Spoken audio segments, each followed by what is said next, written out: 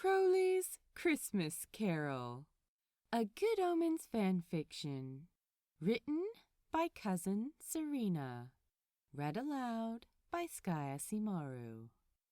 If you enjoy this podfic, you can check out the original story on Archive of Our Own. If you would like to hear more of my recordings or see some of my own work, you can find me through the pen and screen name of SkyAsimaru. Crowley's Christmas Carol. Summary. Crowley hates Christmas, and of course, Aziraphale loves everything about it.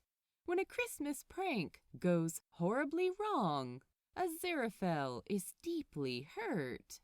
Crowley decides his angel would be better off if he'd never met him. But then, an unexpected guardian angel appears to him in a dream to show him just how wrong he is. Chapter 1.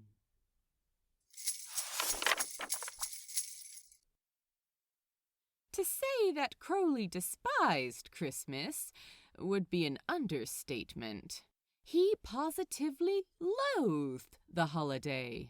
The forced cheer, the blaring of Christmas carols, and celestial harmonies everywhere one went. The bright lights everywhere, ruining the velvety darkness and shadows of night. And the insanity seemed to begin earlier and earlier each year. And to think so many of the Christmas traditions were pagan in origin. The tree, for example. Pagans hung evergreen branches way back in the 4th century. Not to mention, the whole blessed affair was on the wrong date. The child hadn't been born in winter. He'd been born in spring.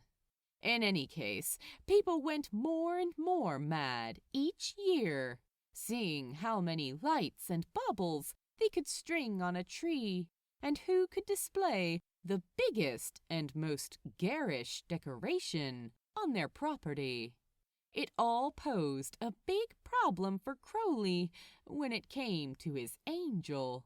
He'd begun spending so much time in the bookshop and the angel's little flat upstairs that he only went to his own flat to water and yell at the plants, or when he wanted to nap for several days on end, undisturbed. The problem was that Aziraphale was positively enraptured over all things Christmas, which meant that every time he hung out at Aziraphale's, his senses were overloaded. The angel hung holly and evergreen garlands all over the fireplace and tops of bookshelves, most with twinkling lights adorning them. There must have been 50 Father Christmas figurines on display throughout the shop, red and green towels in the toilet, and Christmas snow globes on every tabletop. The whole shop was simply ablaze in green, red, silver, and gold. And of course, the angel had cleared space for an enormous Christmas tree, which he was now busily decorating whilst humming along to the carols he played on his old-fashioned record player. Even worse, Crowley had bought the angel a television several months ago, and Aziraphale miracled nothing but Christmas movies to play on it. It was now showing It's a Wonderful Life, the part where George Bailey is horrified when the angel Clarence shows him that his wife has turned out to be a spinster librarian. "Oh, Crowley, are you going to help me decorate, or are you simply going to lounge on my sofa, pouting?" asked Aziraphale, the corners of his mouth turned up. I am not pouting, but I'm bored, Angel. You know how I feel about All this. He waved in a vague, sweeping gesture. Oh, don't be such a Scrooge. Demon or no, it wouldn't hurt for you to at least try to enjoy the holiday a bit. After all, I attempted to get into the Halloween spirit for you. I even went to that horrid haunted house attraction. Ugh. The angel shuddered. Look here, dear, I'll get us each a nice cup of hot chocolate, shall I? Crowley sulked. The angel was supposed to be paying attention to him, not putting baubles on a giant tree. He knew Aziraphale would simply hand him his drink and go right back to decorating. Still, he did like a nice cup of cocoa, and Aziraphale made the best. Well, I suppose that'd be all right, he said. With marshmallows? Aziraphale rolled his eyes. Yes, with marshmallows, you old grouch. He went into the back room, where there was a tiny kitchen he'd added, and got busy making the chocolate. As he hummed, "Hark the Herald Angels Sing," Crowley looked at the telly. George Bailey was having a major crisis as he saw how dismal life in Bedford Falls would be without him. Crowley snorted. Sappy holiday rubbish, he muttered. What's that, dear? Nothing, Angel, he called back. He looked at the enormous tree. The angel had stuffed it with glass bubbles and lights, but he had to admit the pine did smell lovely. And then he had a thought, an irresistible thought. He wondered what it would be like to slither up into the tree in his snake form and drape himself over the branches. He grinned, delighted at the idea. Aziraphale would come into the room and find Crowley missing. He'd set the cocoa down, of course. Then, as soon as he got near the tree, to go around it and down the hall to look for Crowley, he would poke his head out and surprise him. What fun! I'll be just a few more minutes, Crowley, Aziraphale called from the kitchen. No problem, Angel. Now was his chance. He sauntered over to the tree and took a moment to focus. He breathed in and out deeply, willing his joints to relax and his body to loosen and elongate into his serpentine form. Now he was on the floor, looking directly ahead at the base of the tree, which was stuck in a big pan of water. He was able to adjust his size, and he made himself big enough to startle the angel, but small enough to slink up the tree and drape himself over the branches. Up he went, delighting in the rough texture of the trunk against his body. It was like scratching an itch. The scent of the pine was delightful, annoying Christmas tradition or no. He made his way to the middle of the tree, but wanted to go further up so that he would be at eye level when Aziraphale stood next to him as he hid. He slithered up, whirring a bit as the tree wobbled just a bit in its base. Now, to make his way along one of the branches, he wanted his head to be positioned close enough so that he could poke it out and startle the angel. He knew Aziraphale would be a little annoyed, but then he'd laugh, as he always did, at Crowley's mostly harmless pranks. He eased himself out along a branch that was just about eye level to Aziraphale, but the branch was already laden with a heavy ornament. It was a red glass apple one of the angel's favorites. They had bought it while browsing an outdoor Christmas market last year. The angel had wriggled with joy over the find, saying it would always be a reminder of their first encounter in Eden. Crowley had underestimated the weight of the ornament, and the effect of his own weight added to it. With a shock of realization, he felt the tree wobble dangerously. And then, as he tried to hurriedly writhe back around to the center of the tree, he felt himself and the tree going down. Crash! The beautiful tree now lay on its side, water running out of the pan, Crowley having barely slithered out of the way. The beautiful glass apple ornament was now in shatters all over the floor. Aziraphale came running just as Crowley transformed back into his human corporation.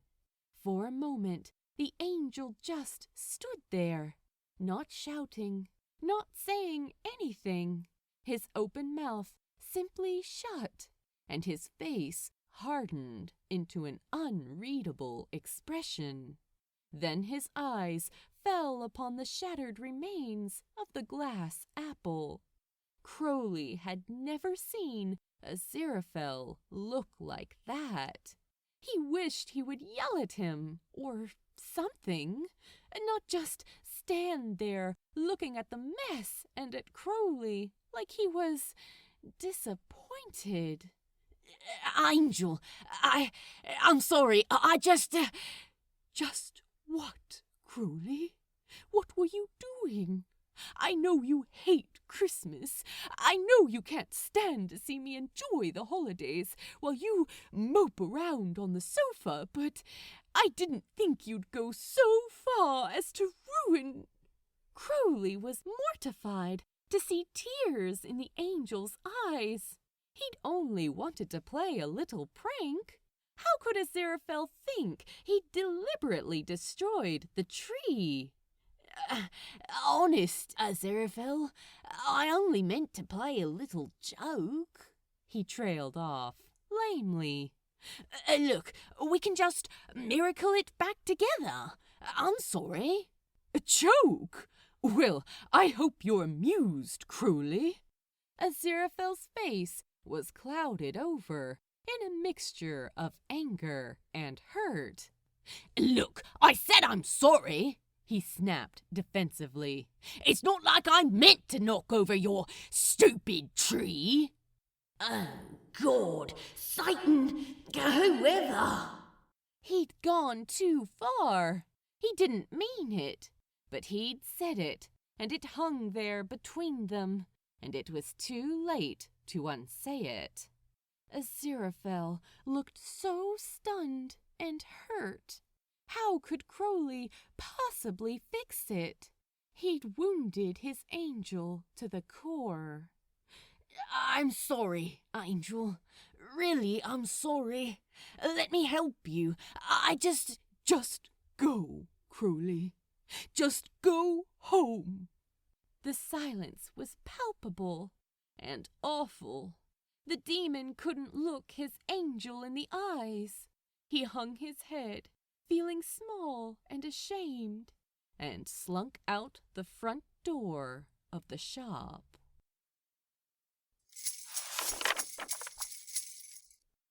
He decided to punish himself by walking back to his flat in the cold, with a light snow dusting everything.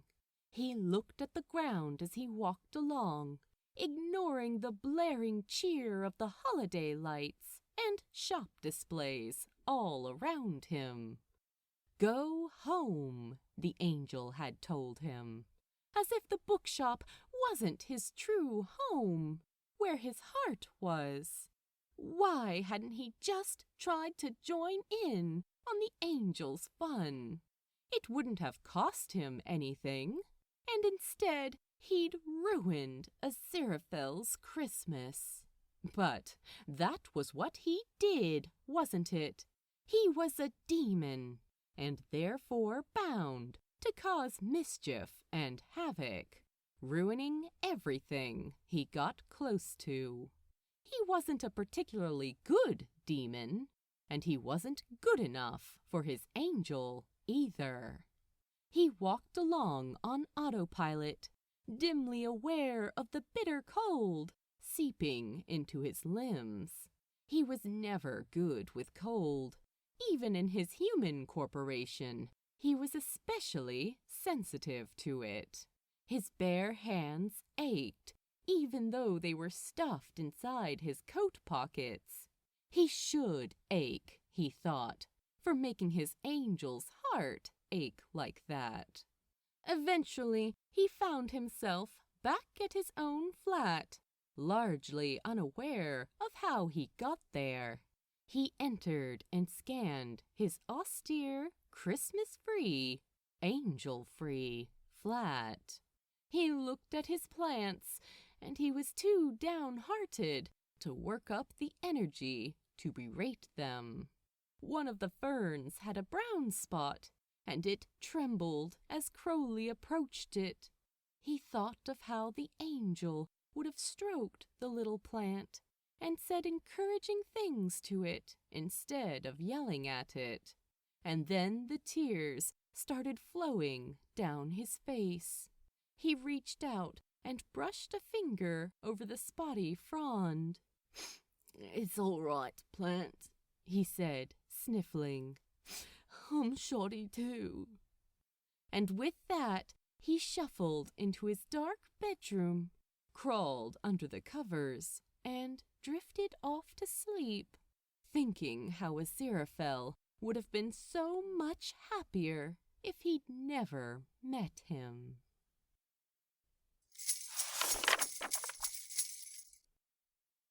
He opened his eyes to find a soft white light radiating all around him. His dark flat practically glowed with ethereal light. Was it morning already? Surely not. And anyway, the light was not coming from outside his draped windows. It was inside the flat and all around him. What the heaven?"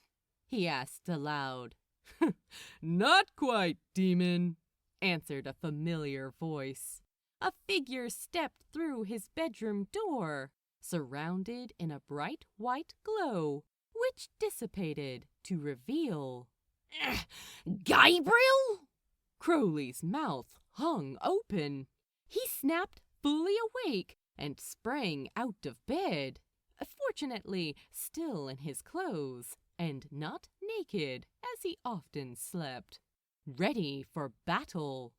Gabriel, dressed in a pristinely white suit and wearing his customary smirk, raised both hands in mock surrender.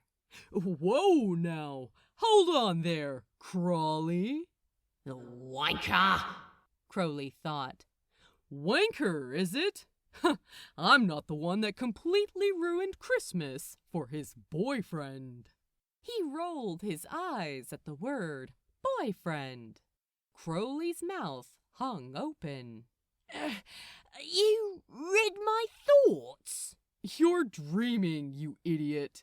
And for some reason, for tonight only, I'm your friggin' guardian angel."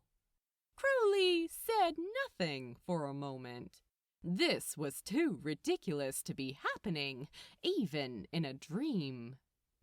Yes, I know," said Gabriel impatiently.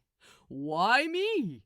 I don't know. I don't make the rules. Anyway, don't think of me as the actual Gabriel. Think of me as the spirit of Christmas or something. But here I am, ready to be your dream guide. So, let's get this started so we can get it over with. Now, what were you thinking when you drifted off to sleep?" The events of the night flooded back to him. The stupid prank, wrecking the angel's tree when he'd gone off to make him hot chocolate. that Aziraphale would be better off without me," he said. "He'd be happier without me in his life." Gabriel, or at any rate, the Christmas spirit that looked and acted like Gabriel, reached out his hand to Crowley. When Crowley didn't move, he rolled his eyes again and heaved a big sigh. Ugh. Look, we have a long night ahead of us. Take my friggin' hand already, so I can show you what Aziraphale's life would be without you.